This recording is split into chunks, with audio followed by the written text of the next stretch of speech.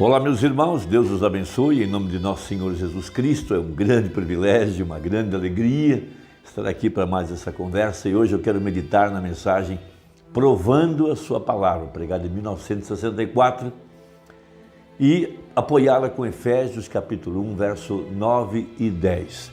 Nós estamos vivendo um tempo muito glorioso para a igreja de nosso Senhor Jesus Cristo. Esse é o tempo que a Bíblia chama de as bodas do Cordeiro, não a ceia, as bodas do Cordeiro, a ligação entre a cabeça e o corpo. Por isso, o profeta pregou na mensagem um paradoxo, pregado em 65, que haveria um novo Efésios, porque o livro de Efésios mostra o que Deus está fazendo para devolver à igreja tudo aquilo que ela perdeu lá em Gênesis, voltando à condição original.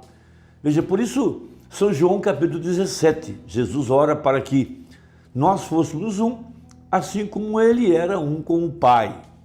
Então veja, esse é o grande propósito de Deus com todo esse plano da redenção. E seu propósito era levar a igreja à condição de receber de volta a herança que ela havia perdido. Naturalmente, todos entendemos que essa herança era a vida eterna. E só há uma forma de vida eterna, é Deus morando no indivíduo. E uma vez que Deus esteja ali está então a restauração da árvore noiva.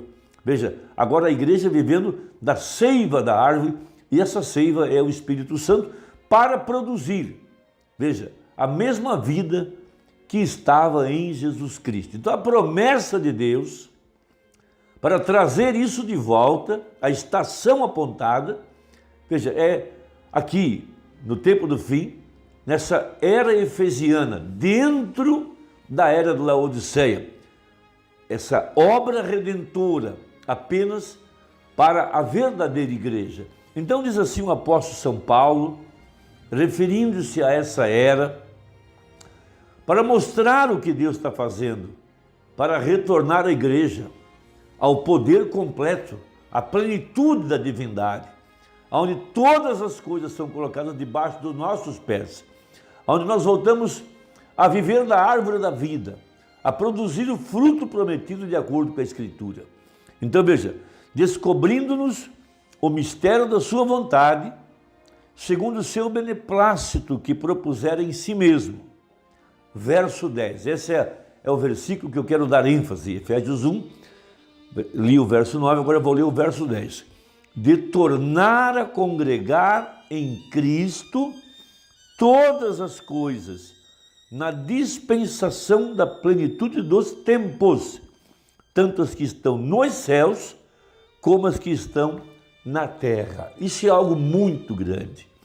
Essa junção, essa unidade, essa conexão não poderia ser feita sem o ministério de Malaquias capítulo 4. É justamente essa ligação, veja, entre a cabeça, que é Cristo, e o seu corpo, que é a igreja, que aparece então o ministério de Malaquias 4, que é o mesmo anjo de Apocalipse 10:7, que é o mesmo Espírito Santo, para juntar os dois. Por isso Paulo fala, grande é esse mistério, digo porém, de Cristo e a igreja. Então, nós queremos saber como que isso vai ser feito. Veja, então a igreja está recebendo de volta tudo que ela perdeu, veja, e ela perdeu a sua herança, ela perdeu o título de propriedade. Então o livro de Efésios mostra como Deus está fazendo isso aqui no tempo do fim. Por isso haveria uma igreja efesiana, e essa igreja efesiana é essa ligada à cabeça, aonde Cristo, a palavra, está em harmonia perfeita com o seu corpo, porque seu corpo é a verdadeira igreja.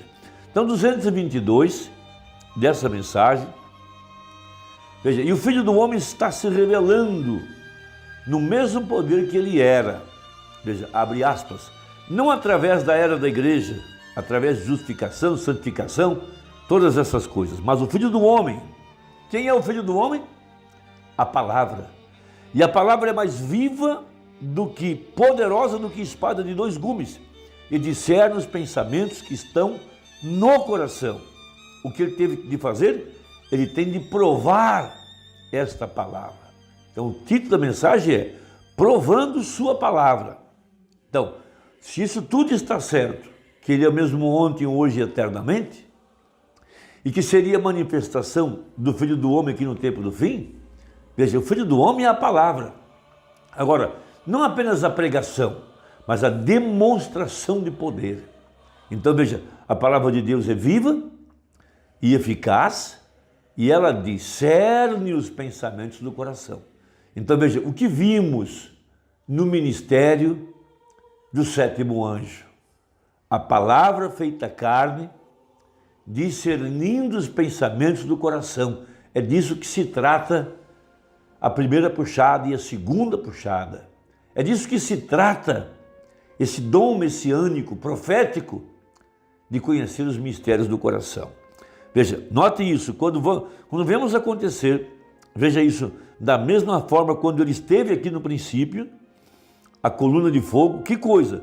Provando que ele é Hebreus 13:8, disse Jesus, Jesus Cristo é o mesmo ontem, hoje e eternamente. Veja, ele é o mesmo Cristo que estava no deserto com Moisés. Quantos sabem que a Bíblia diz isso? Ontem foi Cristo quando Paulo estava falando, aqui hoje, no Novo Testamento. Então o Filho do Homem, o mesmo Cristo, no último dia, está vendo? Agora, quero saltar para o 236, algo muito importante. Veja, como é que as coisas que estão nos céus e na terra seriam ligadas aqui no tempo do fim? Quem faria essa junção? Quem, pois, apontou para a Virgem prudente que o esposo estava descendo? Veja, ali estava o ministério do Filho do Homem. Ele tinha que juntar as duas coisas. Ele tinha que juntar o corpo e a cabeça, a exemplo de João Batista na primeira vinda. O que fez João? João conectou a igreja ao ministério do Filho do Homem. Esse foi seu trabalho. Por isso, a voz disse para o profeta, quando ele batizava as pessoas no rio Ohio: assim como João Batista foi enviado para precursar minha primeira vinda, tu e a tua mensagem precursarão a minha segunda vinda.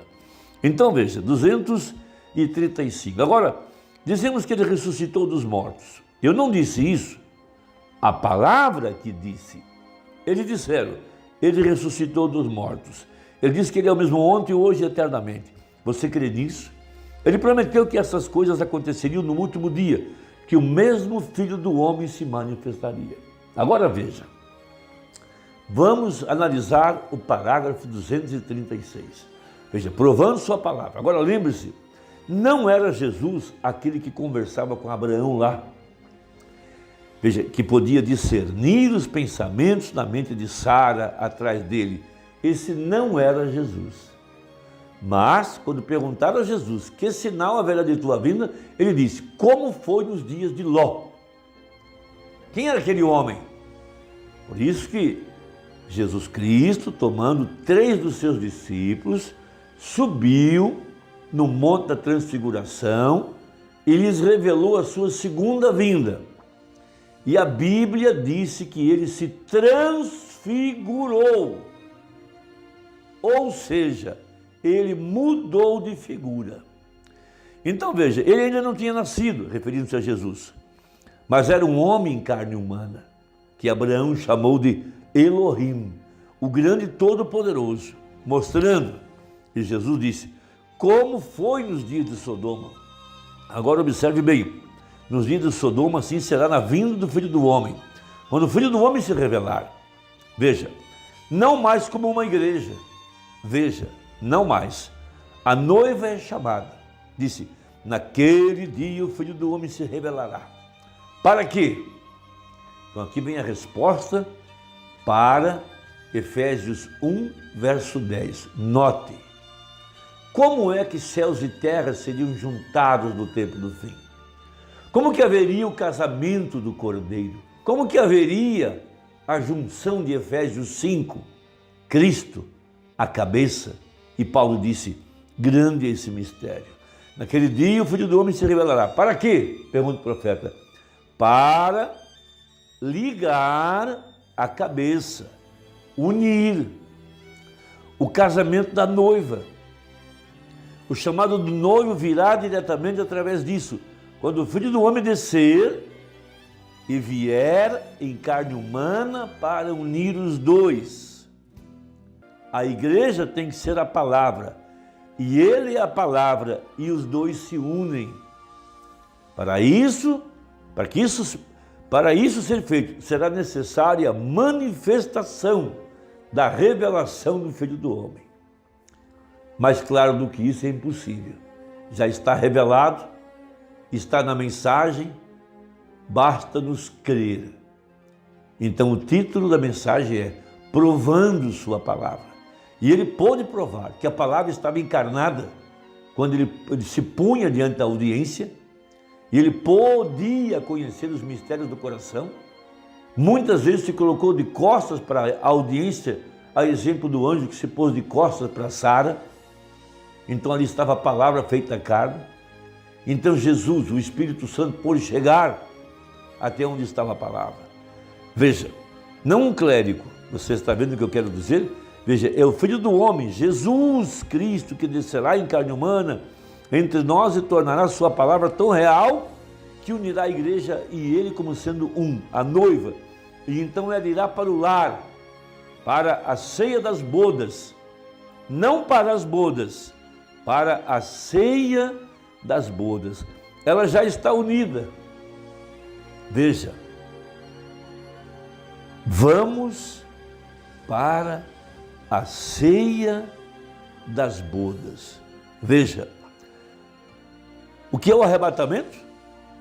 Veja, o arrebatamento é ir para a ceia das bodas, quando a palavra aqui se une com a pessoa e os dois se tornam um. E então o que faz isso? Então manifesta o Filho do Homem novamente. Não os teólogos da igreja, o Filho do Homem, a palavra e a igreja se tornam um. Seja o que for que o Filho do Homem tenha feito, ele era a palavra e a igreja faz a mesma coisa. Como ele provou a si mesmo no decorrer das eras, através de profetas que podiam falar a palavra e conhecer os pensamentos. É assim que ele era conhecido, prometido na era da igreja. Viria nem mesmo noite nem dia, mas no entardecer, quando o Filho do Homem seria revelado, isso viria novamente. Haverá luz no entardecer. O que ele faz? Ele prova a sua palavra. Essa é a Escritura, irmão. Esse é o nosso Efésios, juntando céus e terra. Para isso seria necessário que a palavra se tornasse carne. Veja, Jesus Cristo, manifestado em carne humana, no corpo da sua igreja, para ligar o corpo e a cabeça, para trazer o casamento, as bodas do Cordeiro. Veja, não é como as pessoas pensam, não é como os líderes que pregam essa mensagem estão interpretando para o povo, mas é como a palavra, como a mensagem está nos ensinando. Que Deus te abençoe, espero que tenha contribuído e até a próxima, se Deus quiser. Deixe o seu comentário aí e veja se a sua inscrição está ativa, para que você possa receber esses comentários todos os dias. Até a próxima, Deus te abençoe, em nome de Jesus, amém.